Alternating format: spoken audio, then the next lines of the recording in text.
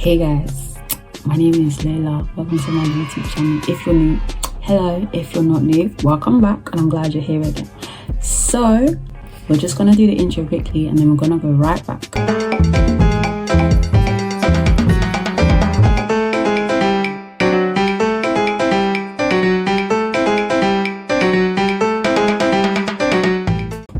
So hello, welcome to my YouTube channel. Like I said, if you're new, hello. If you're not new, welcome back, and I'm glad you're here again.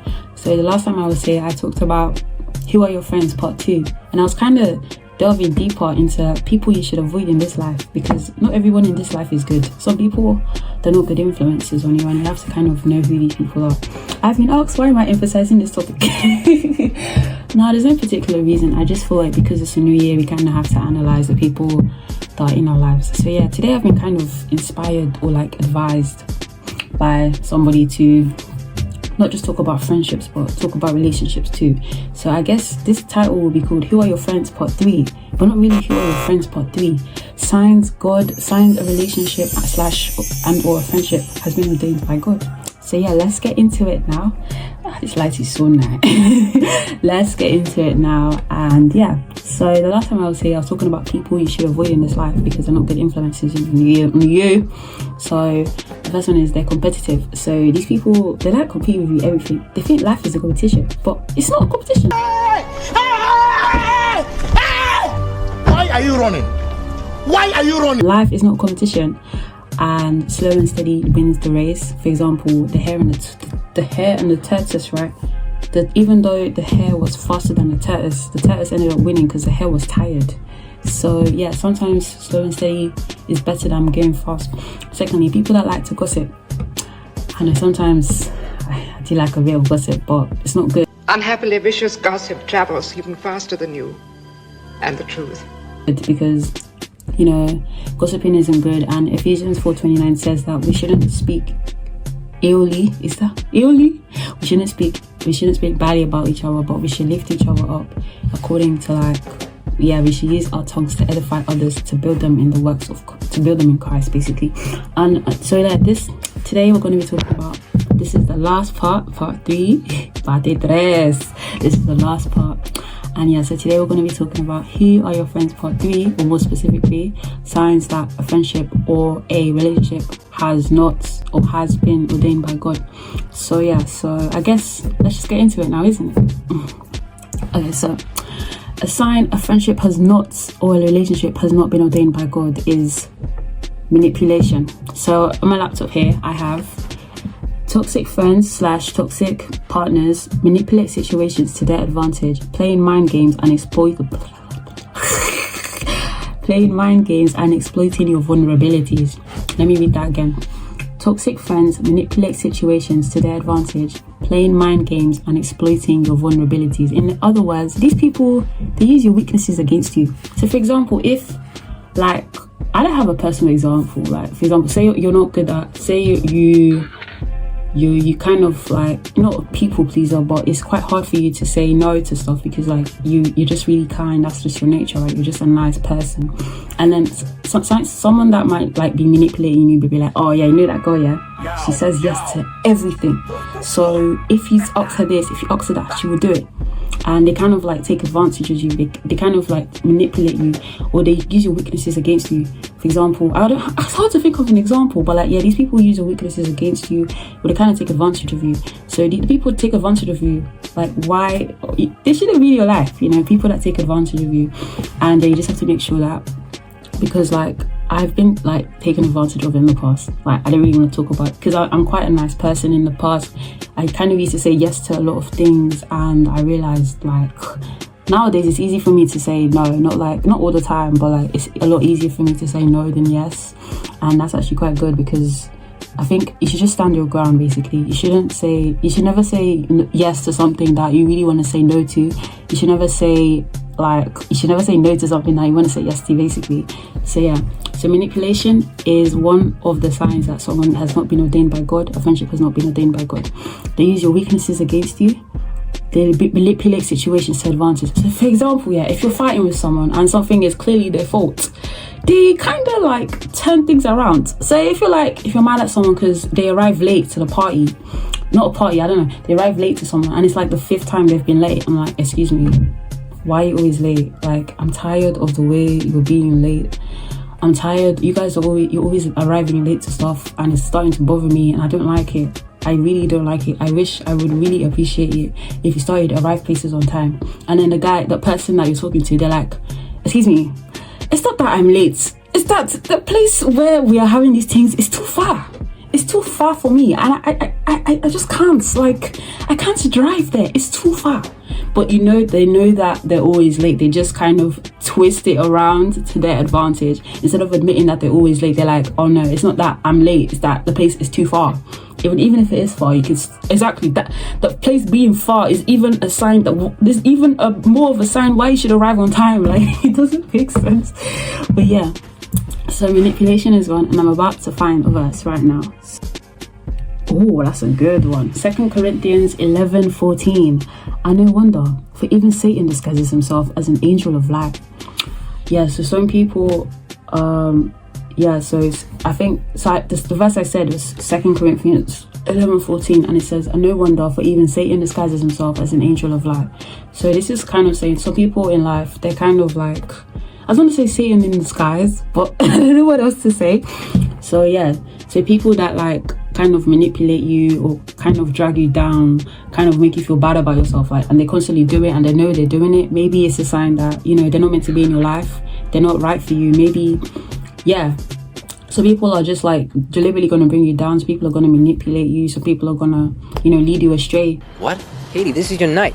Don't let the haters stop you from doing your thing. That's kind of what the verse is saying. People that kind of lead you astray, like down the wrong path unintentionally, they could secretly be, I don't know, Satan in disguise. I don't want to say that, but I don't know what else to say. So number 2, disrespectful boundaries. So a sign that someone is a bad friend or someone has not been ordained for you is that they disrespect your boundaries. And by disrespecting boundaries, I mean, for example, say, what boundaries do I have? Okay, say, like, I'm really focused on texting, but I realize that not everyone is good at texting.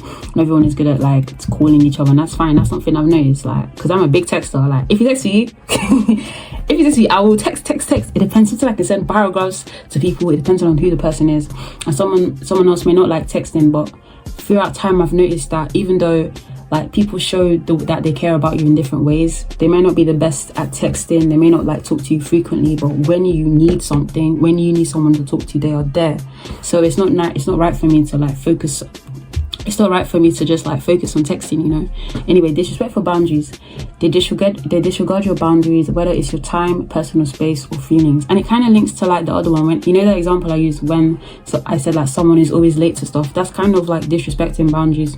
If they know that you don't like it when they're late and they keep doing it, they keep stretching it, that's another sign that maybe that friendship, maybe that relationship is not right, because the person shouldn't be disrespecting your boundaries.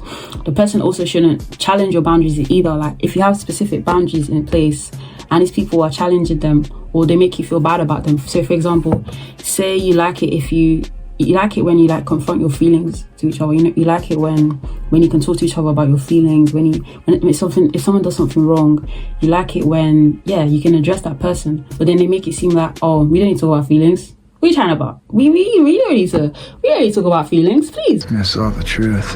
Feelings make you weak. I'm done feeling. I don't see the point. Like, and then they make you feel bad. You're like, well, maybe I shouldn't have talked about my feelings to this person. Next time I'll just bottle it up. They kind of like, they kind of make you feel bad for having these like boundaries, for having these things.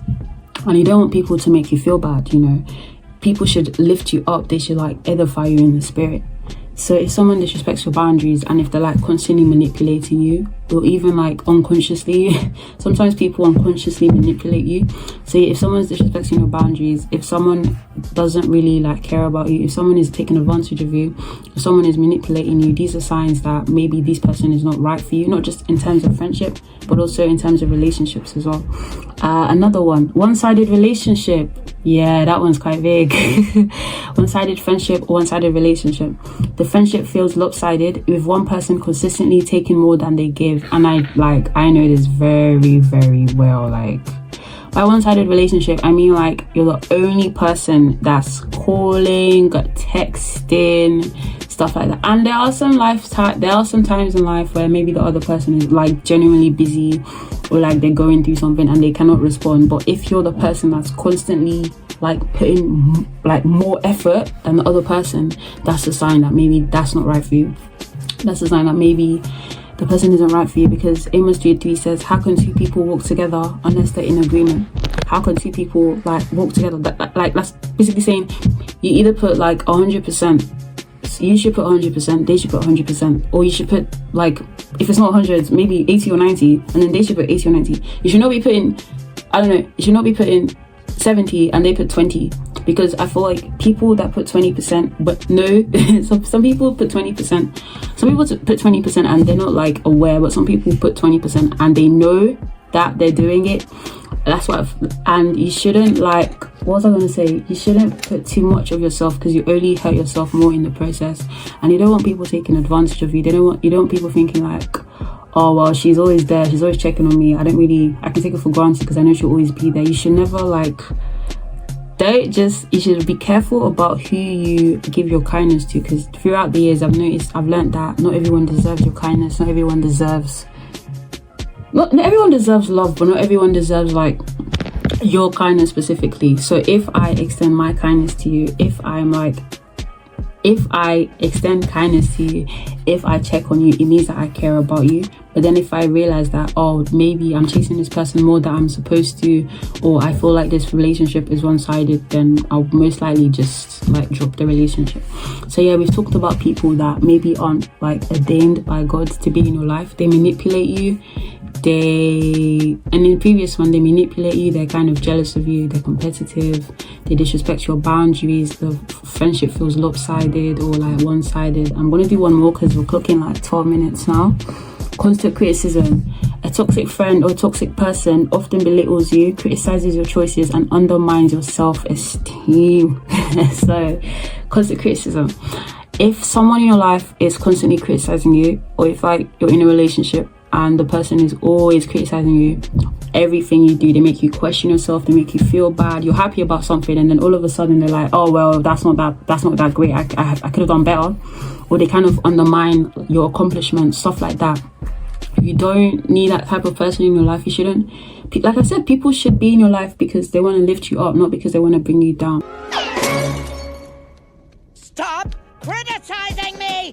That's all my mother ever did was criticize me! Like, that's why you kind of have to be careful about who you kind of, how do I put into words, who you share your successes with, because not everyone is happy for you. To finish off, I have two verses about this topic. James 4:11-12. Do not criticize one another, my friends. If you criticize or judge another, you criticize and judge the law. So yeah, so if someone is constantly criticizing you, and by criticizing I mean like there's no level of criticism. If someone is constantly criticizing you, then you might want to confront them about that, because sometimes people, they don't mean to criticize you, it's because they've had a bad day or they're just going through something. I'm not justifying their behavior at all, but like it kind of explains it in a way. So yeah, if someone is constantly criticizing you, if someone is constantly if someone is constantly criticizing you or belittling you, then maybe it's a sign that yeah, they're not supposed to be in your life. James 4:11-12. Do not criticize one another, my friends. If you criticize or judge another, you criticize and judge the law. And the last verse is Ephesians 4:29. I mentioned that before. I'm gonna like link it or something. And then Proverbs 15:1. A soft answer turns away wrath. That's why like I tried my best to be nice to everybody, because yeah, I just, like I said, I feel like I'm a peaceful butterfly who just gets along with everybody. But yeah, that's why I try my best to be nice to everybody. I don't really criticize. I can't judge people, which is like really bad. Like really bad. Not like in my mind I'm like, I judge them. Like for example, if someone's late to class, I'm like, that person isn't serious. And I was like, that person ain't serious with their studies, and that's wrong, because I don't know what they're going through. I don't know why they're late. Or if someone leaves early in class, I'm like, that person isn't serious. But I don't know, maybe they have work, maybe they have commitments, stuff like that. So yeah, So I've talked about people that aren't really meant to be in your life, whether it's friendship or relationship. So I've talked about manipulation, I've talked about jealousy, I've talked about a lot. I can't lie, I've talked about a lot today. I've talked about constant criticism, one-sided relationship, manipulation, jealousy and envy, lack of support. This one's pretty self-explanatory. Instead of being there for you during difficult times, they might dismiss your problems or make them about yourselves. That's kind of a form of gaslighting. So gaslighting is when someone makes you question your sanity through manipulative methods. So I don't really have an example of gaslighting, but it does exist out there. Someone kind of downplays your efforts, or they tell you like, oh, it's not that deep, like you shouldn't sort of reacting. That's not really gaslighting, that's kind of like downplaying your problems. So if these people are constantly, if you just feel in your heart that someone isn't meant to be in your life, or if you just feel like it isn't right, just pray about it. Just be like, God, I don't know if this person is meant to be in my life. What I do is, if I feel like someone isn't meant to be in my life, I will pray about it. I'm like, God, if this person is not meant to be in my life, please show signs. Please just show signs, or just like tell me what to do about concerning this person. And sometimes, once he told me to block somebody because I was like dwelling too much on them. If like sometimes he told me to block someone or stop speaking to them. Sometimes he told me to cut off contacts for a while, forever, stuff like that. So yeah, that's what I have to say. I think I've covered a lot. Maybe I'll do another. I don't know if I'm going to do another part, but I hope you guys learned something. And yeah, thank you guys for watching this video. I'll see you guys next time, and have a good day or night. Thank you for watching my video. Bye bye.